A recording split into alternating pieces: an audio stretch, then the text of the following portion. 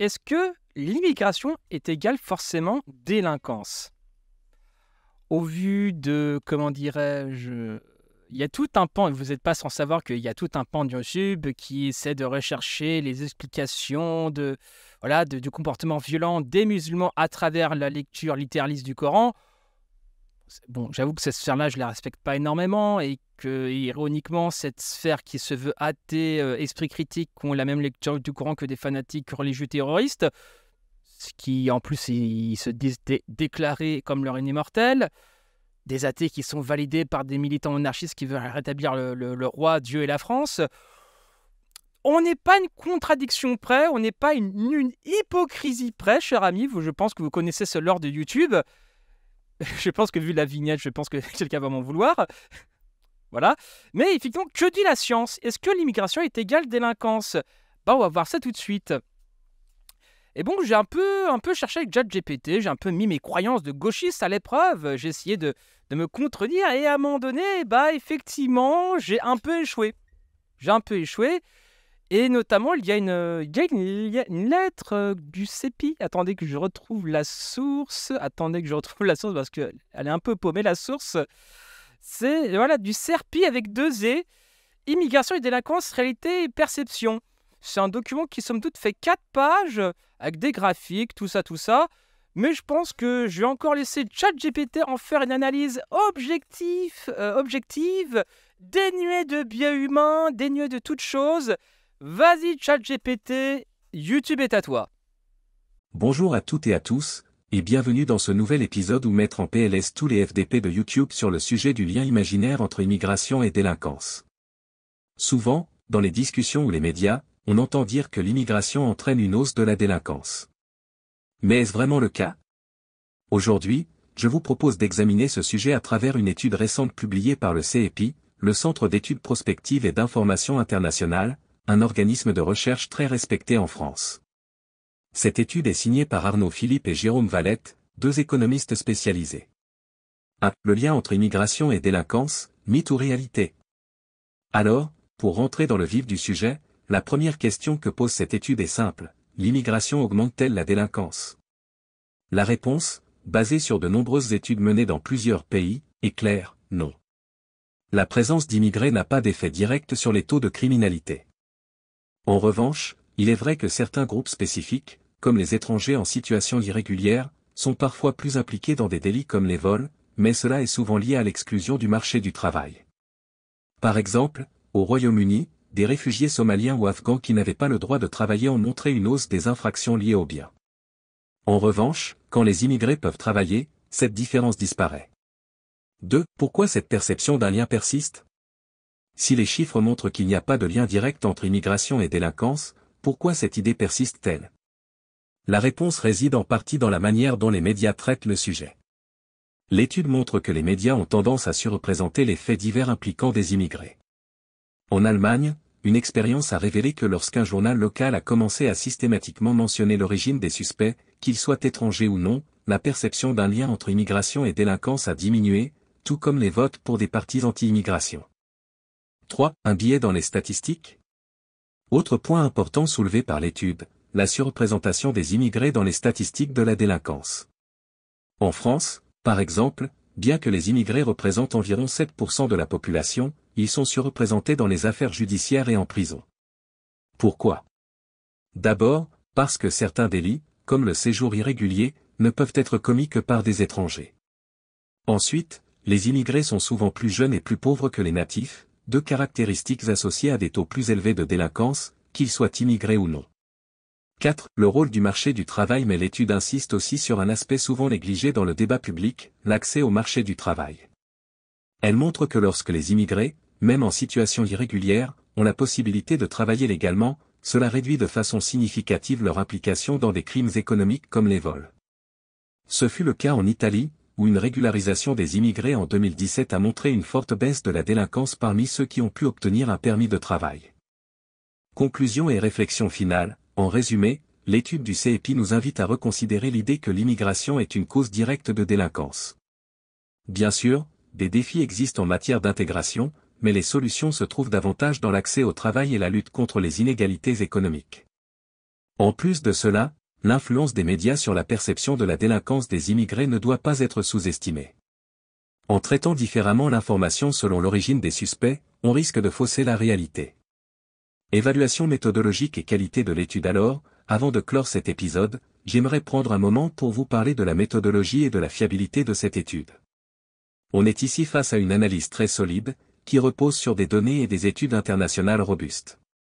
Ce n'est pas seulement une opinion, c'est le fruit d'un travail académique rigoureux, appuyé par des enquêtes nationales et des recherches publiées dans des revues académiques prestigieuses.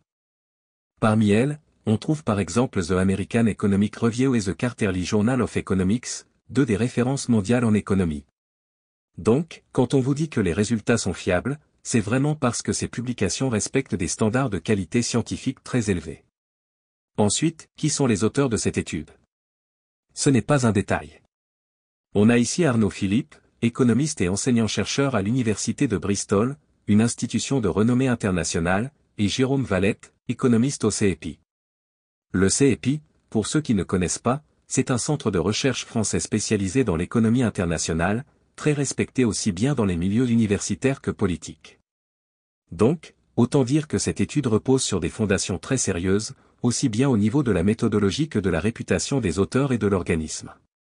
Ma note et mon appréciation générale, rigueur scientifique, 17/20. Ce qui ressort de cette étude, c'est avant tout sa rigueur. Elle est basée sur des données empiriques fiables, et les auteurs ont pris soin d'éliminer les biais méthodologiques. Tout est étayé par des références solides. Clarté pédagogique, 15/20. Maintenant, si on devait parler de la clarté de l'étude, elle est plutôt bonne, mais certaines parties pourraient encore être un peu plus accessibles pour un public non spécialiste. Il y a des explications sur la méthodologie qui sont très techniques et qui gagneraient à être vulgarisées un peu plus. Pertinence pour le débat public, 18/20. Et enfin, pour la pertinence dans le débat public, là on atteint des sommets, 18/20. Ce sujet est brûlant d'actualité et l'étude permet de prendre du recul sur un débat souvent polarisé.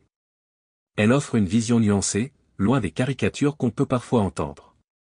Donc la prochaine fois que vous entendez des discours qui associent automatiquement immigration et délinquance, pensez à regarder les données de plus près et à questionner la manière dont elles sont présentées. Et comme dirait Martin, abonne-toi bordel, like, commente, partage et active la cloche.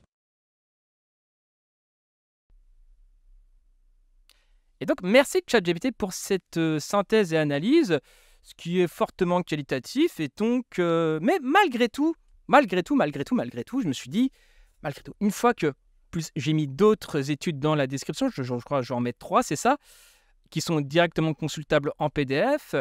Et je me suis dit, malgré tout, ok, effectivement, il y a une surreprésentation comment dirais-je, de racisés, on va dire ça comme ça, comme on dit à gauche, dans les délinquants. Allez, admettons, mais si on leur offrait, comment dirais-je, une certaine mobilité sociale, et même si globalement, si on vivait dans une société qui offrait de la mobilité sociale, c'est-à-dire un toit à bouffer, globalement les moyens de subvenir à son existence par rapport à un taf, pour payer les factures, est-ce que finalement, même des gens qui liraient le Coran, qu'est-ce que dit la science concrètement?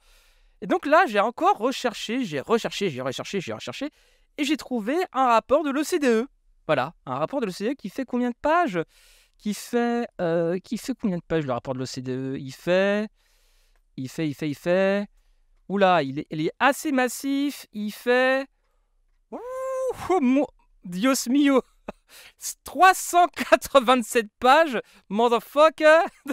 Putain. Et donc, que je mettrai le lien du PDF naturellement dans la description. Et je vais laisser, je vais laisser encore une fois ChatGPT résumer les plus de 300 pages de documents. En plus, je rassure, ce document est en français. Voilà, c'est pour ceux qui veulent l'éplucher. Jordanix, alors d'ailleurs, je te mets au défi. Essaie d'éplucher ce document pour essayer de me contredire.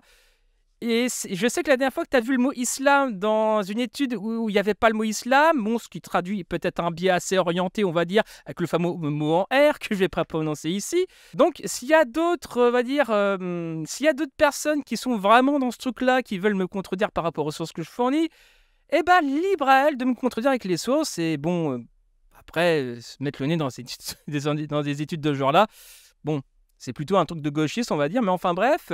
Et donc, Vas-y ChatGPT, la scène est à toi. Bien sûr Martin, je vais analyser ce document. Pour comprendre ce sujet, je vous propose d'explorer en détail une étude publiée par l'OCDE intitulée L'ascenseur social en panne. Comment promouvoir la mobilité sociale? Cette étude s'intéresse aux causes et aux conséquences des inégalités sociales et propose des pistes pour améliorer la situation. Nous allons voir en quoi le renforcement de la mobilité sociale peut jouer un rôle crucial dans la réduction des comportements antisociaux et criminels. 1. Qu'est-ce que la mobilité sociale et pourquoi est-elle importante? Commençons par définir rapidement la mobilité sociale. Il s'agit de la capacité d'un individu à changer de position dans la hiérarchie sociale au cours de sa vie ou entre les générations, par exemple en accédant à un meilleur emploi ou en ayant un meilleur revenu que ses parents. Dans les sociétés modernes, la mobilité sociale est souvent vue comme un indicateur de justice sociale. Plus elle est élevée, plus les citoyens ont des chances égales de réussir, peu importe leur origine sociale. Mais pourquoi est-ce important dans le cadre de la criminalité? Si les perspectives de mobilité sociale sont bloquées, les individus issus de milieux défavorisés risquent de tomber dans des comportements déviants, par frustration ou par manque d'alternatives économiques. L'idée est simple, plus les gens voient des possibilités concrètes de progresser socialement, moins ils ont de raisons de se tourner vers des comportements illégaux ou antisociaux. 2. Les effets de la stagnation sociale sur les comportements déviants. L'étude de l'OCDE met en lumière un phénomène de plus en plus préoccupant, la stagnation sociale. Dans de nombreux pays, les individus issus de milieux pauvres ont de plus en plus de mal à améliorer leurs conditions sociales. Les auteurs parlent de « planchers adhérents », un terme qui désigne l'incapacité des personnes situées en bas de l'échelle sociale à monter. En parallèle, il y a des « plafonds adhérents » au sommet, où les familles aisées maintiennent leur position génération après génération. Mais quel est le lien avec la délinquance? Lorsque l'ascenseur social est en panne, l'absence de perspective d'amélioration socio-économique peut générer un sentiment d'injustice et de frustration, ce qui augmente la tentation de recourir à des comportements déviants pour sortir de cette situation.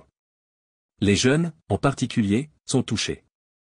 S'ils se sentent exclus du système éducatif ou professionnel, ils sont plus vulnérables à la criminalité, que ce soit par opportunisme économique ou par rejet des normes sociales.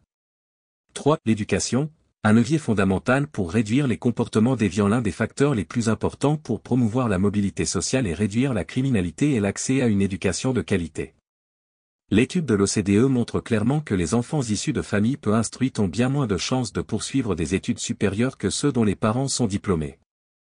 Ce fossé éducatif crée une fracture sociale qui favorise l'exclusion et la marginalisation de certains groupes. Ce qu'il faut retenir ici, c'est que l'éducation ne se limite pas à l'apprentissage de compétences techniques ou intellectuelles. Elle joue également un rôle crucial dans la socialisation des jeunes, dans leur intégration à la société, et donc dans la prévention de comportements antisociaux.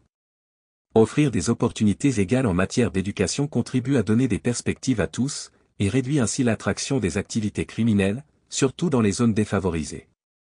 4. L'impact de l'emploi sur la délinquance et la criminalité. L'autre aspect central de la mobilité sociale est l'accès à un emploi de qualité. Un marché du travail plus inclusif et équitable permet aux personnes de gravir les échelons et d'améliorer leurs conditions de vie.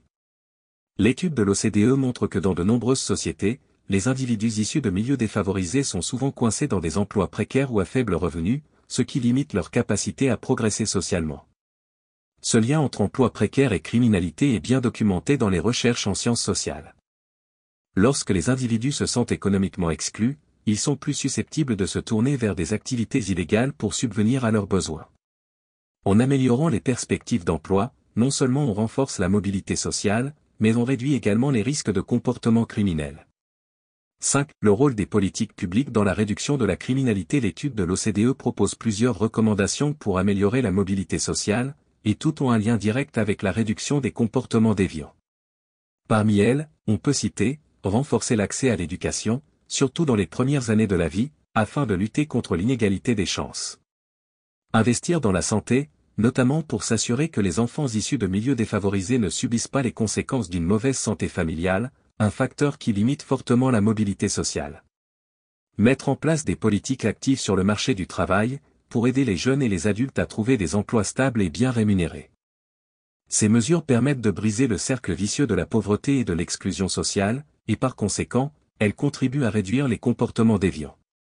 En offrant des perspectives concrètes de progression sociale, on limite la tentation des individus de se tourner vers la délinquance comme seul moyen de survie. 6. Les inégalités sociales et la criminalité, un enjeu collectif. Pour finir, il est important de souligner que la réduction de la criminalité et des comportements déviants ne peut être dissociée d'une politique générale de réduction des inégalités sociales. L'étude de l'OCDE montre que dans les pays où les inégalités sont fortes, les perspectives de mobilité sociale sont moindres. Cela signifie que la lutte contre la criminalité passe aussi par une redistribution plus équitable des ressources, que ce soit en termes d'éducation, de santé ou d'opportunités d'emploi. Comme le rappelle l'OCDE, une société plus équitable est une société plus stable, où chacun a sa chance de progresser, et où le recours à des comportements antisociaux devient moins nécessaire. Conclusion. En conclusion, cette étude de l'OCDE nous montre à quel point la mobilité sociale est un levier essentiel pour réduire la criminalité et les comportements déviants. Si l'on veut bâtir une société plus juste et plus sûre, il est impératif d'offrir à chacun les mêmes opportunités de réussir, peu importe son origine sociale. Cela passe par des politiques publiques ambitieuses en matière d'éducation, d'emploi et de santé. Les chiffres parlent d'eux-mêmes, là où la mobilité sociale est élevée, les taux de criminalité sont plus bas, car les individus se sentent intégrés et valorisés au sein de la société. À la prochaine mes gauchistes humains. À la prochaine. Et donc, j'ai envie de dire, what else? What else? Que dire de plus? Que dire de plus? La science apparemment a tranché, effectivement, parce que les études que j'ai sélectionnées sont plutôt qualitatives. D'ailleurs, dans l'analyse de ChatGPT, il a mentionné la réputation des auteurs, etc., et des autrices. Je crois auteur-autrice, je sais plus le premier article, je sais plus. Mais enfin bref, voilà. Et à chaque fois, alors je fais ces petites capsules qui durent entre 10 et 15 minutes. À chaque fois que vous entendez un truc vous voyez, sur l'immigration est égale délinquance, envoyez ça en lien direct. Voilà. Comme la dernière capsule que j'ai fait avec est-ce que débattre avec les racistes favorise le racisme. Je vous demande votre aide, publiez, partagez, surtout sur Twitter. Je ne suis plus sur Twitter. Parce que depuis le 7 octobre, c'est compliqué. Enfin bref, tout ça pour dire que partagez, commentez, likez, abonnez-vous, likez, insultez ma grosse daronne sur 50 générations. C'était Martin Eden en direct du Wokistan. Bisous à vous.